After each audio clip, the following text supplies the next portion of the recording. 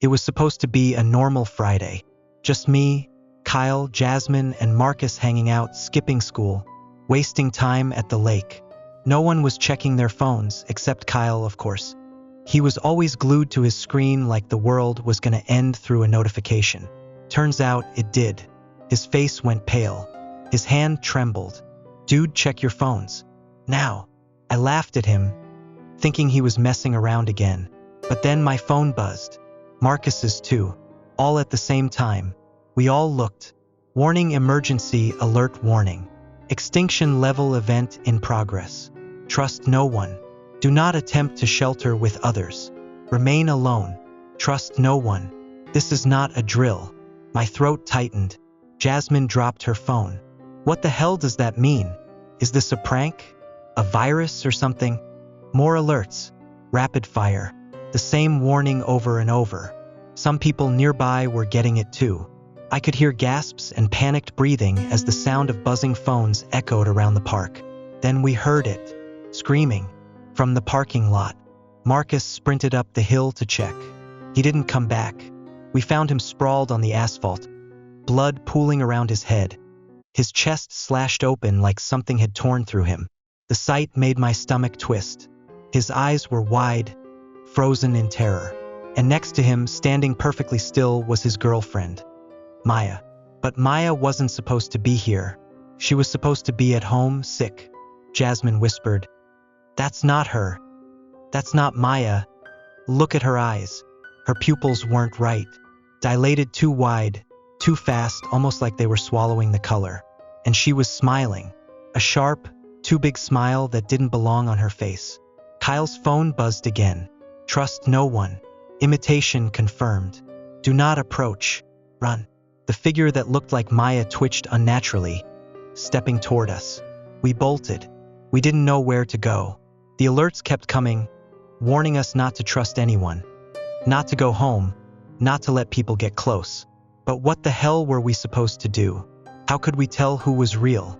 I looked at Jasmine as we ran, her breathing ragged, her hands covered in Marcus's blood. A sick thought crept into my head. How long was she near him? Long enough to be replaced? But I couldn't ask, because if she wasn't Jasmine, I didn't want to hear the answer. We sprinted down the empty road, cutting through side streets, our legs on fire. Kyle kept checking his phone like it was the only thing keeping him alive. Warning. Replacements kill, then take form. Trust no one. I couldn't get Marcus's body out of my head. The way it was torn open like a piece of meat. The way that thing wore Maya's skin, smiling, knowing what it had done. We finally ducked into an old gas station. Windows smashed, shelves empty, the door barely locked. But it was something. Kyle slammed a metal rack in front of the door. We can't stay here long. They're fast. Jasmine's breathing was ragged. How do we know we're still us? I looked between them. I didn't know how to answer. Kyle's phone buzzed again. He read it out loud. Trust no one. Replacements must kill to take form. If you witnessed the kill, they are not you. We all paused. That's when it hit me. I saw Maya kill Marcus. Jasmine saw it too. None of us had died. That meant we were still real. At least for now. We stick together, I said. We don't let anyone else get close. We don't answer calls. We don't trust. Glass shattered behind us. I spun around. Someone was banging on the side door, slamming it hard enough to make the frame crack. It was Marcus, or at least it looked like Marcus. His face was twisted in panic. Let me in. Please, please. It wasn't me. It wasn't me that died. It wasn't me. Kyle's phone buzzed again. Warning. The replacement at door is hostile. Jasmine sobbed. It's not him. It can't be him. He's dead. We saw him. Marcus slammed his fists on the door, his voice almost perfect. Almost. You left me. Why did you leave me? Then he stopped. He stood up straight. The panic drained from his face. And he smiled. It wasn't Marcus anymore. I yanked Jasmine back as the thing slammed its body into the door again and again, cracks forming in the glass. Kyle's phone buzzed fast. New alert. They are inside. My heart dropped. I turned just in time to see something crawl out from the dark corner of the store, a body dragging itself across the floor, blood dripping from its mouth, a familiar face, another one of us. Jasmine screamed, That's the guy from the park. We passed him. I thought he was dead. The thing's jaw unhinged, a horrible clicking sound as it peeled open its face, like it was taking off a mask made of skin. They'd already been here. They'd already replaced someone. But who? Kyle's phone buzzed one more time. Replacement detected. Immediate vicinity. We were trapped. One of us wasn't real. I gripped the nearest thing I could, a cracked metal pole, and pointed it between Kyle and Jasmine. One of us wasn't real. The alert said immediate vicinity. That meant they were here. Inside. Show me your phones. Now. Kyle's hands were shaking as he turned his screen toward me. Jasmine did the same. Both showed the same warning. Replacement detected. Immediate vicinity. That didn't help. That didn't tell me who. Jasmine's breathing hitched. It's not me. I saw Marcus die. I saw his body. I've been with you the whole time. Kyle stepped back, his voice cracking. I've been with you too. I was the one who got the alert first. I'm the one who pulled you away from that thing outside. I could feel the walls closing in, the weight of the choice pressing down on me like a vice. I remembered the other alert. If you witnessed the kill, they are not you. I saw Marcus die.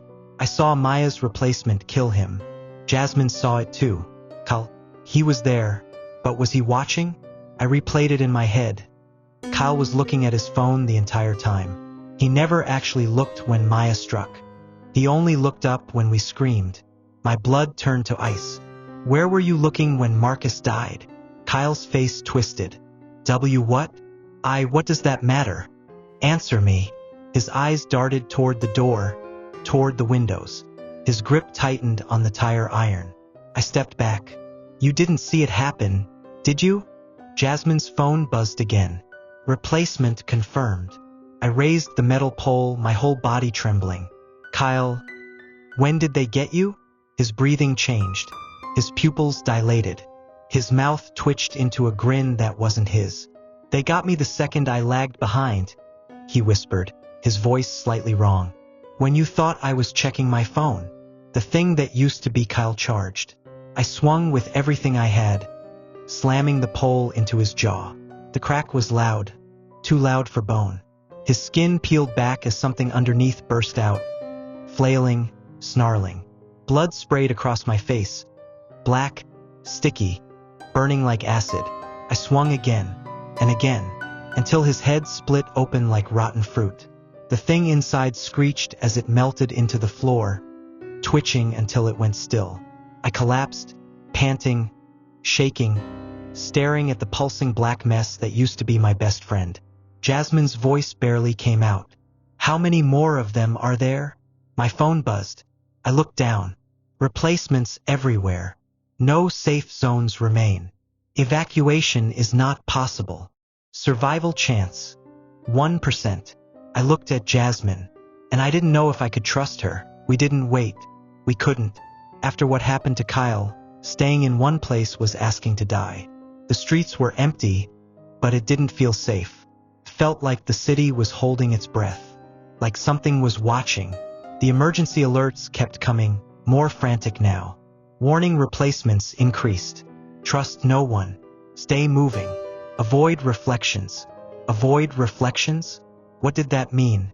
Jasmine clutched her phone like it was a lifeline. We need to get to the highway. Maybe we can flag someone down. Find other people who are still real. I wanted to believe that, but the more the alerts came, the more I realized maybe there aren't any left.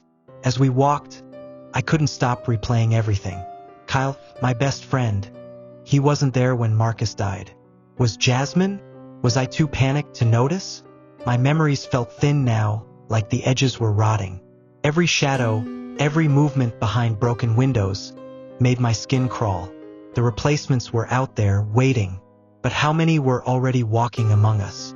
Jasmine grabbed my arm. There, someone's coming. A truck screeched around the corner, slamming to a stop in front of us.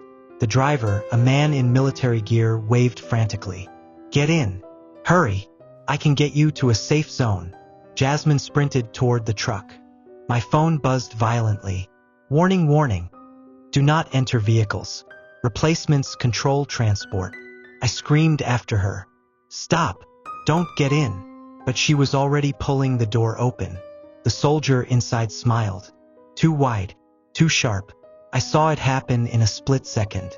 The soldier's arm shot out and ripped into her stomach, dragging her inside like she weighed nothing. Her scream, I'll never forget it. Blood poured down the side of the truck as the door slammed shut. The vehicle peeled away, tires screeching, leaving me frozen, alone in the middle of the road. I stared at my phone, praying for something, anything. A new alert popped up. They do not need to be near you to replace. They can mimic anyone. Survival chance, 0%. The phone buzzed again. Replacement in progress. I felt a cold pressure crawling up my spine. My skin began to burn. My fingers trembled. I realized the replacement wasn't coming.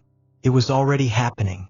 Inside me, I stood in the middle of the road, my chest heaving, watching the truck disappear into the distance, taking Jasmine with it. The blood was still fresh on the asphalt. I stared at my phone, expecting another warning, another countdown. But this time, the screen stayed still. No buzzing, no new alerts. I waited. 1 minute, 2, nothing. I sank to my knees, the silence pressing against me like a weight. The only sound was my own breathing. I wasn't replaced. I wasn't infected. I was just alone. The cold truth sank into me like ice. They didn't need me. There were no safe zones. There were no survivors to find. The highways, the shelters, the towns, all of it was theirs now. They'd taken it. Quietly, perfectly. I was a leftover. That's why the alert stopped. There was no one left to trust. No one left to save. Just me. And the things wearing everyone else's skin. I got up and walked. I don't know why. There was nowhere to go. Sometimes I see faces watching me from windows. People I used to know. Neighbors. Teachers. They smile like they remember me. Sometimes I hear phones buzzing in the distance. Sometimes I hear them calling my name. But my phone never buzzes anymore. It's silent. Because I'm the last one. It's been, I don't know how long. Days? Weeks? The sky never really changes anymore. It stays locked in this dull gray haze, like the world's stuck in limbo, like the sun's ashamed to shine on what's left of us. I've been hiding. Basements, abandoned houses, even storm drains. I don't stay in one place long. The replacements, they don't just walk the streets now. They look for me. I've seen them moving in groups. Perfect copies of people I used to know. They knock on doors. They wait outside shelters. They leave food and supplies where they know I'll find them. They want me to come out. They want me to trust them. Sometimes I think they're toying with me. Sometimes I think I already lost, and I'm just a loose end they're cleaning up. But then, something changed. Last night, my phone buzzed. For the first time in days. The screen flickered and flashed a message I thought I'd never see again. Warning, emergency alert. Human signal detected. Approximate distance, 4 miles. Possible survivor. Proceed with caution. I stared at the screen until my hands went numb. A survivor? Or a trap? The replacements know how to mimic alerts. They know how to manipulate me. But what if it's real? What if there's someone else out there? I don't know what's waiting for me at the end of those 4 miles. But I know this. I can't stay hidden forever. If this is a trap, it's a good one. But if it's real, if there's even a chance, I have to go.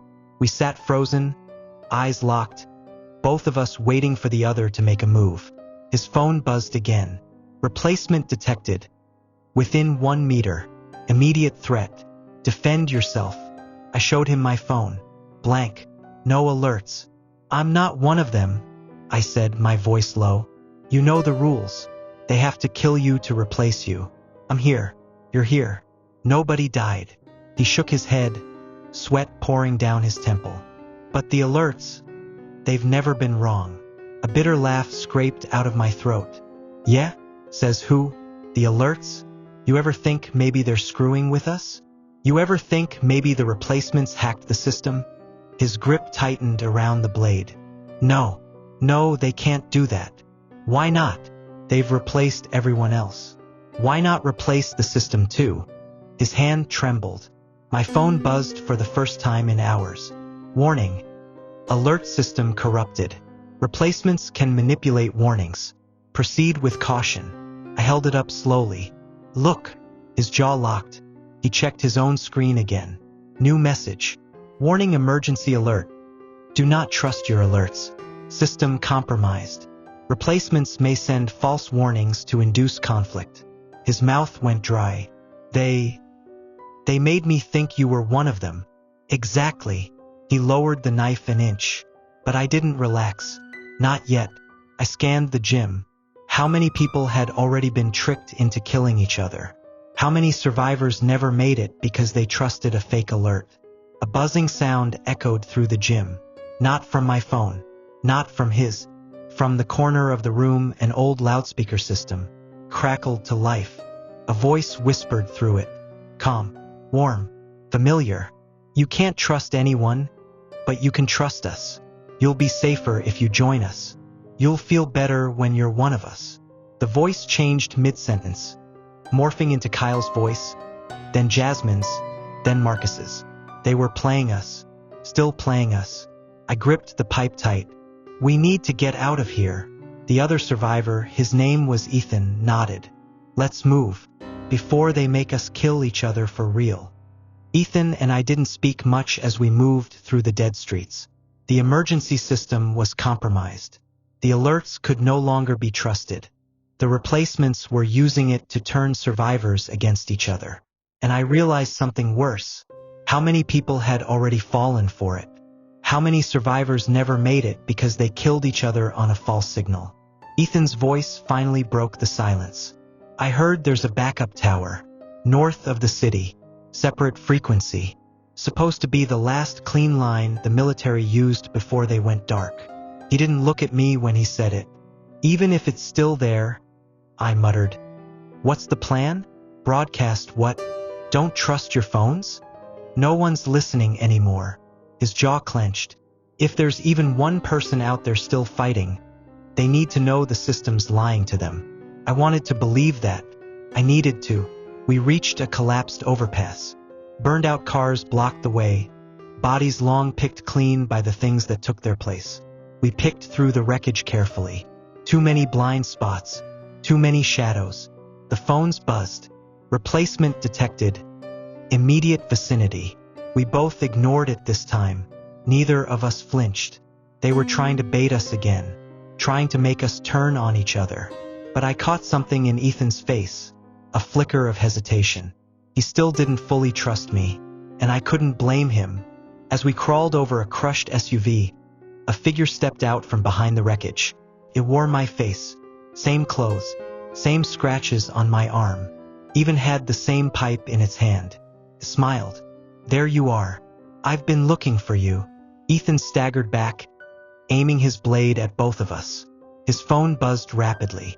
Replacement detected. He stared at me, then at the copy, then at me again. Panic flooded his eyes. He didn't know which one of us was real. The copy's smile widened. Go ahead, Ethan. You know what to do. I gripped my pipe tighter, my heart hammering. Ethan, look at me. They're manipulating the alerts. You know that. His breathing turned ragged. His hands shook. The copy's voice slipped into Kyle's. Then Jasmine's. Then Marcus's. Trust me. He's one of them. I stepped forward slowly. You've been with me the whole time. You know I'm real. The phones kept buzzing. The copy kept talking. Ethan's eyes darted between us, paralyzed by the choice.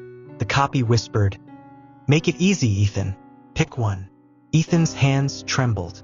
The blade wobbled between me and the copy. The phones wouldn't stop buzzing. Replacement detected. Immediate vicinity. Defend yourself. The copy smiled, stepping closer to Ethan. It had my voice, my movements, my nervous tics. It even reached up to scratch the exact same spot on its arm where I had an old scar. "Ethan," it whispered. "We've been together this whole time. I found you in the gym. I showed you my phone first. He's the fake." The words hit like a punch. That's what I did. It was using my memories, my timeline, my truth. Ethan's breathing cracked. You showed me your phone. You! My chest tightened. "Ethan, stop. You need to think." "I am thinking. You showed me your phone first. You said you weren't getting any alerts, but my phone was buzzing. Maybe you were manipulating it the whole time. Maybe." I stepped forward. "If I was one of them, you'd be dead by now." His grip faltered. I pointed to the copy. "Ask him what Jasmine's last words were." The copy's smile flickered. Ethan spun toward it. "What were they?" The copy answered instantly. She screamed. "That's it. Wrong." I swallowed hard. Her last words were, "I don't want to die alone." The copy's face twitched. Ethan's eyes snapped to me. His phone buzzed again. Replacement confirmed. He drove the blade straight into the copy's throat. The thing exploded in a gush of thick, black fluid, its skin sloughing off as it collapsed, spasming on the pavement. Ethan dropped to his knees, panting, shaking. I pulled him back as the body twitched and hissed, burning into the concrete. I knelt beside him. "You still trust me?" He wiped his face, still breathing hard. "No, but I trust that you hate them." Good enough. We didn't wait. We kept moving toward the broadcast tower. But the buzzing never stopped. The system is still broken, still compromised. And the replacements? They're still watching. They know how to sound like me now, how to look like me, how to be me. Ethan and I might be the last two left. Or maybe I've already lost him too. The tower was barely standing. The chain link fence around it was ripped open. Rusted cars, scorched dirt, and bones littered the ground. The closer we got, the more my skin prickled. Felt too quiet, like they were letting us reach it. The system was compromised. But this tower ran on a separate backup frequency. That's what Ethan said. If we could broadcast a real warning, maybe someone else out there would hear us. Maybe someone else had survived. We slipped through the busted fence, weapons up, breathing sharp. Ethan glanced at me. The doors on the other side. Small utility room. That's where the manual controls are. I nodded, but my phone buzzed. I expected another lie. But this time the screen was different. Warning, emergency alert. Proceed with caution. Non-replacement human detected. That was new. It wasn't telling me who to attack. It wasn't baiting me to kill. I held up the screen to Ethan. "Look, it's picking you up as real. It's not lying this time."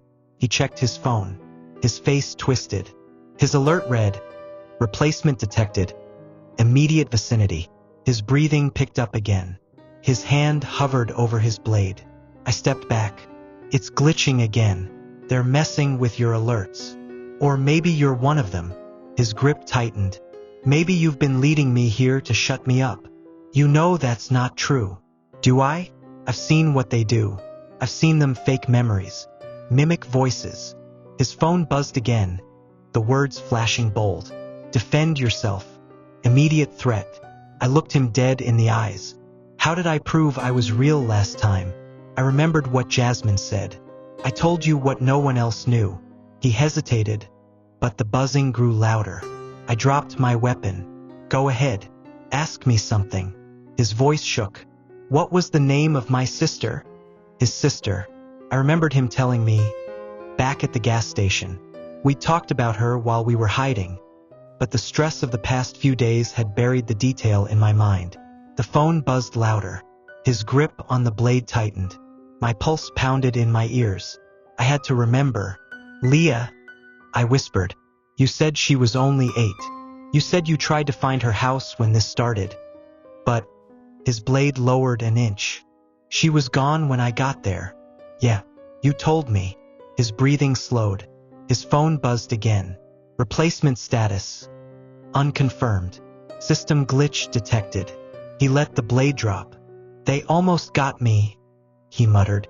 "Almost made me kill you. That's what they want." I picked up my weapon and we ran toward the control room. The tower loomed overhead like a last shot at hope. But something waited inside. I could feel it. The system wasn't broken by accident.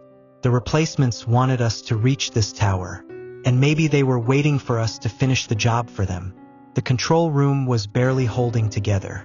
The walls were cracked. The equipment was ancient, but the backup transmitter still hummed. It was alive.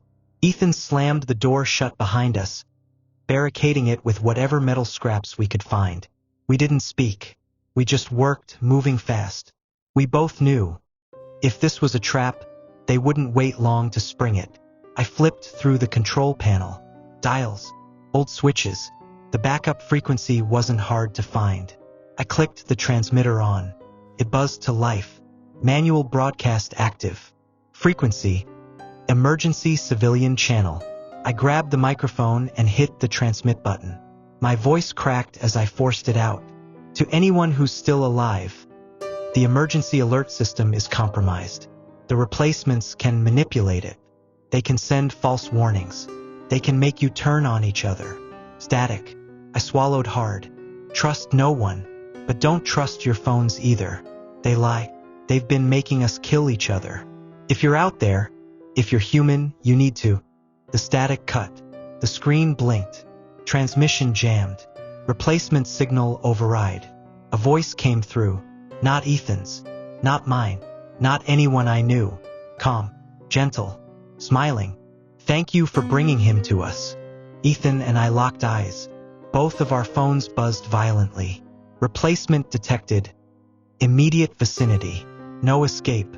I shouted, "Ignore it. They're baiting us again." But Ethan's phone buzzed faster. The screen glitched, shaking. Replacement confirmed. You. Ethan backed away from me, panicked, shaking his head like he was trying to force the thought out of his skull. No, it's not me. It's not me. The voice in the speaker whispered. It is. He never knew. We've had him since the gas station. I yelled, "That's a lie. Ethan, look at me. You've survived everything. You've been with me this whole time. If you were one of them, I'd be dead by now." His hands trembled as he gripped the blade. His phone buzzed again. Replacement confirmed. Self. His knees buckled. I can't. I don't remember getting caught. I never got attacked. I don't remember. I shook him. They want you to think that. That's their play. If they can't kill you, they'll make you do it yourself. His breathing cracked. But I saw it. I saw the doubt eating him alive. And I realized the worst part. He might not know. Maybe they took him. Maybe they didn't. But in his head, they already won. The speaker crackled again. Thank you for bringing yourself home. Ethan's breathing collapsed into sharp, panicked gasps. His phone buzzed again, over and over, like it was screaming at him. Replacement confirmed. Self, self, self, self. His eyes filled with terror, like he was trying to claw his way out of his own skin. I don't remember getting caught. I don't remember dying. But the system, it's telling me I'm not real. I grabbed his shoulders. Listen to me. They're lying. They've been lying since the beginning. You know how this works. They can't replace you unless you're dead. He pulled away, clutching his head. But what if I was? What if I didn't even notice? What if I'm just another one of them walking around thinking I'm me? The speaker whispered again, soft and sweet. You're one of us, Ethan. Let go. You'll feel better when you stop fighting it. His blade shook in his hand. His phone buzzed again, glitching now. You are a replacement. You are a replacement. Accept. I stepped in front of him. Ethan, you're real. You fought with me. You saved me. You doubted me. You argued. You chose. They don't do that. They don't hesitate. His eyes flicked to the door as pounding echoed from outside. Heavy hands slamming against the barricade. They'd found us. Even if I am human, he whispered. I don't know if I can trust myself anymore. You have to. You have to right now. The pounding grew louder. The metal hinges started to bend. I forced his hand down, lowering the blade. Help me send the signal. Help me finish this. His breathing steadied just for a moment. Then the door burst open. They flooded in. Copies.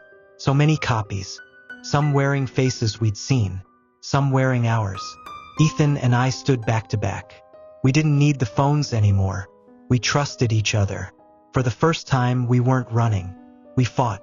They swarmed the room, wearing faces that didn't belong to them. Faces of our friends. Faces of ourselves. Copies. I didn't wait. I swung the pipe into the first one's skull, cracking it wide open, black blood spraying across the floor. Ethan moved beside me, fast, brutal. He fought like he had something to prove, like he was trying to beat the doubt out of himself.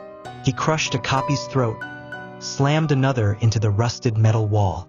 The replacements hissed, their mouths splitting open in unnatural angles as they circled us. The speaker crackled again. Why fight it? You're already part of us. Ethan grabbed a metal rod and jammed it into the nearest copy's eye socket, twisting until it collapsed, twitching. Not yet, he spat. I slammed another one into the console. Sparks exploded. The equipment fried, but the emergency transmitter still held power. The final chance to send a real warning. I grabbed the mic. To anyone still alive. A replacement tackled me mid-sentence, knocking the mic from my hand. I fought it off, crushed its throat with my boot, but the mic was skidding across the floor, too far to reach. Ethan saw it. Without hesitating, he dove for it, taking 2 copies down with him. One sank its teeth deep into his shoulder. He didn't stop. He grabbed the mic, rolled onto his back, and screamed into it. The alerts are lying to you. They can control them. They'll make you kill each other. You can't trust the system, but you can still trust yourselves. His voice cut through the static. I fought my way to him, dragging him to his feet as the replacements clawed at us from all sides. The speaker buzzed, the same calm voice as before. Thank you. We needed you to finish that for us. I froze. Ethan's hands trembled. His eyes flicked to mine. What did I just do? The speaker's tone shifted, deeper, colder, real. The system was never compromised. We built the alerts to lead you here. We needed you to send the final signal. Now they'll all come, and they'll trust the wrong people. I looked at Ethan's phone. New alert. Broadcast successful. Signal received by all survivors. The replacements didn't need to kill us. They used us to spread their message. We just told the last real people on Earth that they could still trust someone. But they can't. Not anymore. Ethan and I ran. We didn't even try to win. There were too many of them. We broke through the side door, sprinted down the access stairs, barely dodging the grasping hands of replacements pouring in from every entrance. The broadcast was already out. It was done. We told every survivor still clinging to life that they could trust again, that someone was real. But the replacements, they controlled the signal. They controlled what survivors would hear. And now they would send the wrong voices. They would sound like us. They would sound like safety. Ethan collapsed against a crumbling wall outside the tower, gripping his bleeding shoulder. His voice cracked. We gave them everything they wanted. I stared at my phone, watching as the fake alert spread. Incoming broadcast. Safe zones open. Trust signal verified. It wasn't real. But every survivor would believe it now because we told them to. I slammed my fist into the pavement. There's got to be another way. A backup line. A way to override it. Ethan's breathing was ragged. You said it yourself. The system was the trap. They wanted us to get here. We just gave them the key.